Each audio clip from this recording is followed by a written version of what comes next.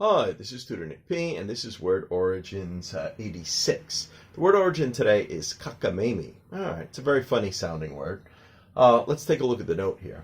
If someone says a person or thing is Cockamamie, it means someone or something is ridiculous, silly, unreasonable, unbelievable, etc. So anything kind of along that line.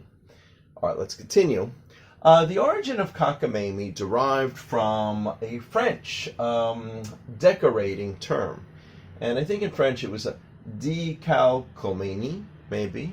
It started out as a term to describe a craze in the second half of the 1800s, which transferred ink images means pictures, better known today as decal. So it's pretty much what today we would call decals.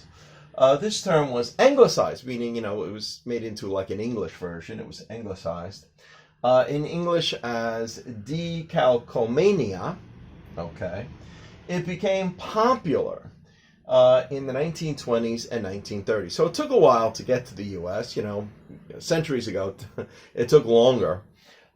Many manufacturers of candy and gum gave out these ink transfers free with purchases. They could be applied to the skin as a temporary tattoo. Yeah, I kind of remember this a little bit around when I was a kid. Sometimes you still see things like this. It was a temporary tattoo that could later be washed off. So it's good for kids. They liked it for a while, especially for children.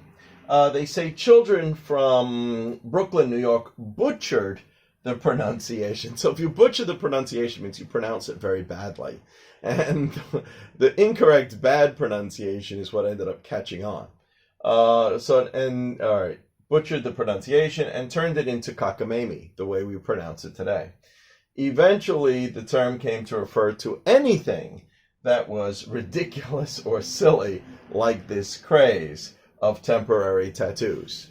Okay, the former mayor of New York, Ed Koch, he was mayor, I think, like in the late 1970s, early 1980s. He had 2 or 3 terms, I think. Used to use this word often in his vocabulary. So he was one of the main mayor in the whole country, and he was always on talking about, that's cockamamie, that's nonsense, that cockamamie idea. He used to say it all the time. So this term is still very popular in the Northeast, especially around the New York area. All right, let's continue. All right, we got 3 examples to show you exactly how it would be used. Example number 1. What kind of cockamamie idea is that? Like, what kind of crazy, ridiculous, foolish idea is that? What are you talking about? Or number 2, he gave us some cockamamie excuse. I don't believe a word he says. So, it's like a ridiculous excuse. All right, and number 3 here. He made up some cockamamie story that no one believes. Okay.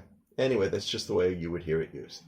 Anyway, I hope you got it. I hope you found it informative. Thank you for your time. Bye-bye.